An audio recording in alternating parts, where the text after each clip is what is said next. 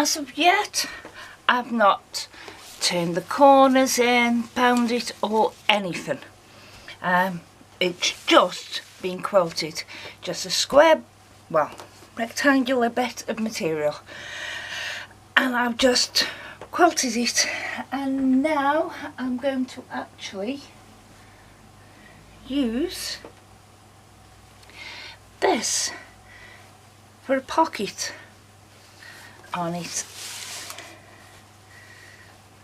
and I'm going to put the pocket here.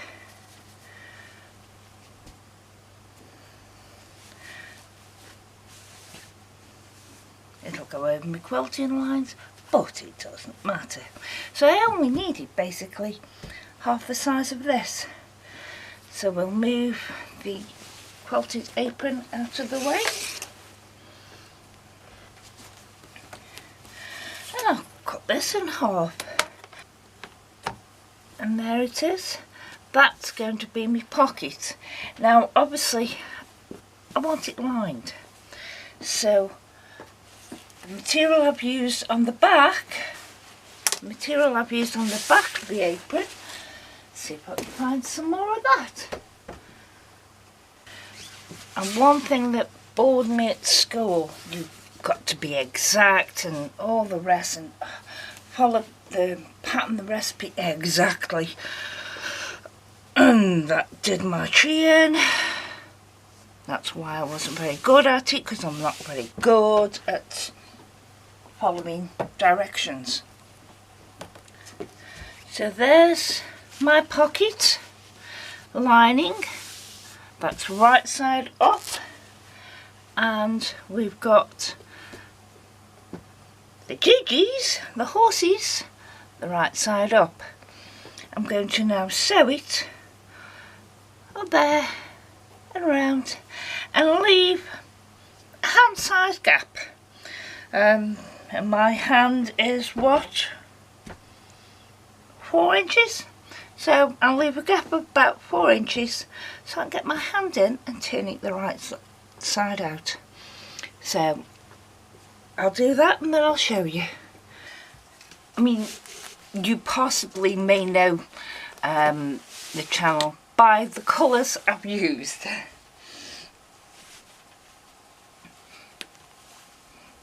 But I've done the pocket and turned it the right side out, pressed it well, and then top stitched all the way around. You don't need to go all the way around, just along the bottom where you left the opening to turn it, because you're going to be, you need to top stitch the top because you won't be sealing that down, but you're going to be putting it on your apron.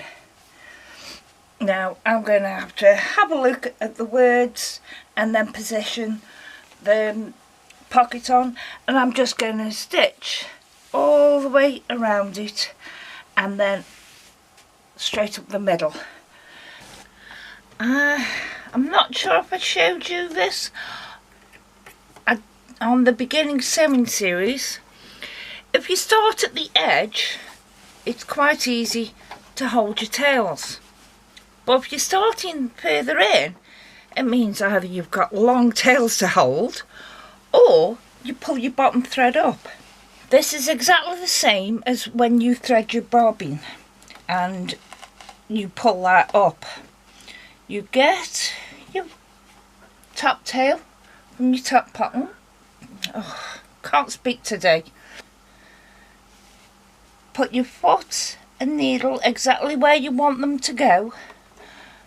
Drop your presser foot, hold your top cotton, just turn your wheel towards you once. Let the needle drop down, come back up and just pull it out.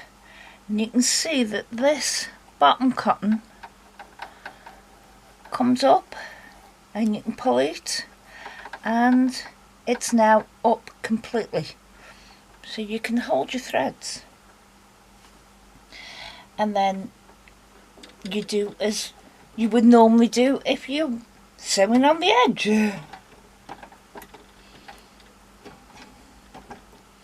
hold both your tails down, do a couple of stitches and back it to lock those stitches in.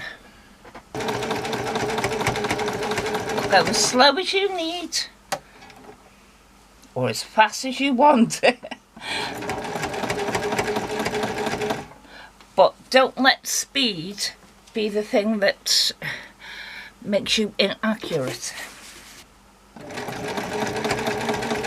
And as you can see, it's my normal presser foot, and this apron has been quilted. So I'm sewing on quilting, which you can do with your normal foot. As I say, you don't have to quilt an apron. It's just that this material I thought was fairly thin, and I need to practice my free motion quilting. And I thought I'd put on the name of the channel. So win-win-win. And whenever I stop to readjust or do anything, even turn it off and go to the toilet or make myself a coffee, if I've got something there, I always drop my needle in the fabric. That means I will come back at exactly the spot that I left off. Whereas if you leave it with the needle up and it moves slightly, especially if you've got cats in the house and they jump on here and slide it all off, you'll have a bugger of a time trying to get it back in the right spot. For turning, again, drop your needle, lift your presser foot, turn your fabric round. Always remember to put your I can't speak today. Always remember to put your presser foot down again. If you don't, it's going to muck up your stitches and your machine as well. I know, experience, I've done it. Right, I've now got both cameras going. Well, not going, but because the Canon camera I was using, moving it from tripod to tripod, and it was a pain in the bum. Plus the card got full, so I've just gone downstairs to put it on the computer so I can carry on using the camera. And while it was going, I had a look at those I subscribed to, and the person who this is for has had a little disaster with the polytunnel, so I hope this cheers them up. I did start recording to make one out of an apron, but sewing machine didn't like it and I haven't got a new one. So, but this, like I said, you do not have to quilt this at all. I did because, one, I need the practice, and two, I thought the material itself was a bit too thin for an apron, so I'll put some quilting in it. Right, there, I'm going to have to stop saying right. There is the pocket. I'll trim it down basically to the apron shape that we know of, and then I will bind it and show you that in a minute. I've shown you before how to join two pieces together, but I'll show you again. I've got 3-inch strips that are going to be the binding, going on the neck, and for the tying it round the back. Get them opposite one another and lay them down, and then go from one corner to the other. You can use pins. Possibly might be helpful to use a pen with this material because it's very silky, but I don't. Right sides together.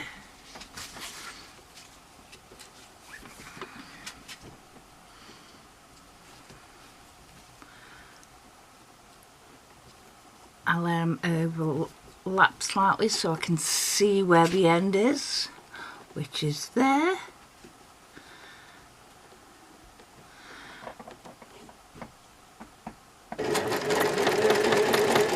So it's gone onto this fabric now. Take a couple of stitches and then back it up, because you don't want this to come unravelled on you, although you will be stitching on top of it. Make sure everything's lined up right. Look where your corner mark is and aim for that.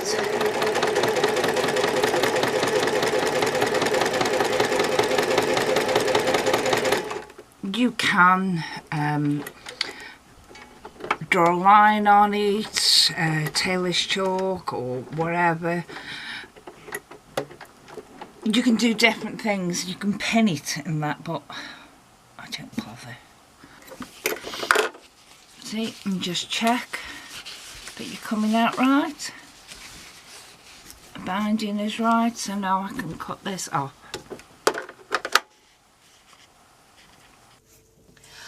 I've done all the binding round it. I did it just across the top and round the bottom, but these side bits I've left. Now I haven't shown you putting the binding on, because if you were using a tea cloth, all you do is turning it over. If you're using a single piece of material, you can just turn over and over again and stitch that down. Because I've quilted this, it needed some sort of binding to it, so that's why I've done it, and that's why I haven't shown you. But I'm getting ready to put the neck strap and the ties on, and this material isn't quite long enough, so I'm piecing it together. Went to the sewing machine with 2 pieces. 1, 2, sewed it up and trimmed it up, and I realised I've done it on a 1 piece of material. I attached it to itself, in other words, and I wanted it attached into here. So like I said before, I will show you my mistakes. So I'm going to cut this and attach it to this one, and then press them in half, and I'll come back to you when I've done that. I've got the 3-inch strip, folded it in half lengthways and ironed it, opened it out, and then I took the edges I took the edge, both sides, to the middle. Slipping material, wrong sort to show you, but to the middle, and then ironed it down for the whole of the strip. I then got it and found the middle, which I put on my own neck at the back and marked with a pin down the front where I would like an apron to come to. So it's measured for my size, and I just put pins there. And then I have made sure that the thing isn't twisted at all.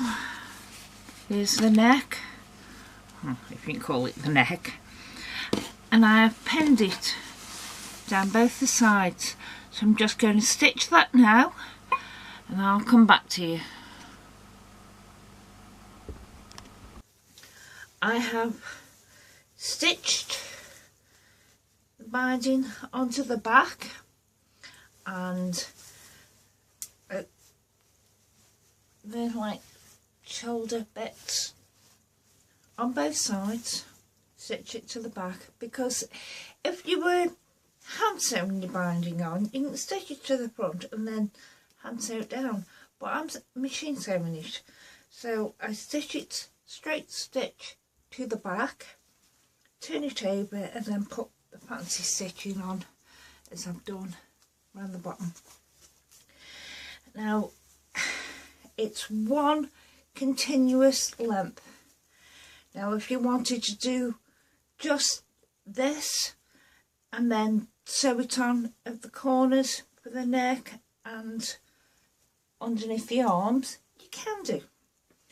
I pinned it down, and now I'm going to top stitch the entire length of this, and I want to make sure that it was all right, so I pinned all over the place.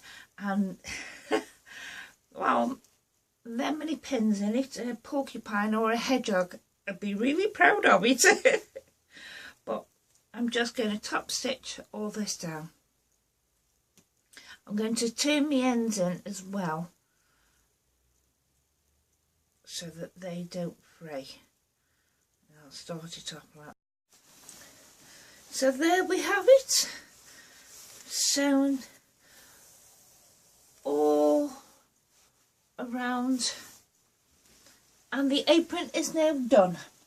And you could possibly guess who it's for because of the amount of different greens I've used. It's for Simon, who is, the channel is 50 Shades of Green. Don't know if you'll pick that up. Let's turn this light on. Don't know if you can make that out. 50 Shades of Green. You probably guessed it by the amount of greens I put in here.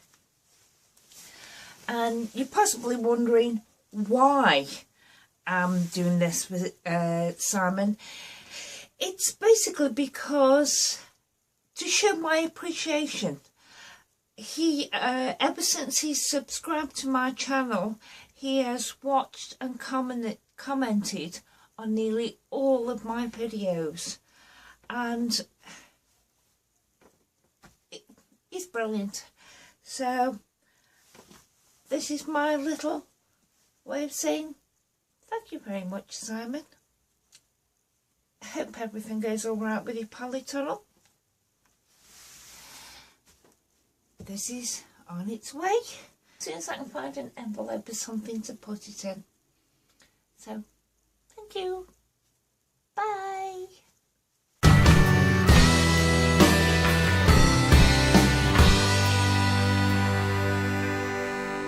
It's a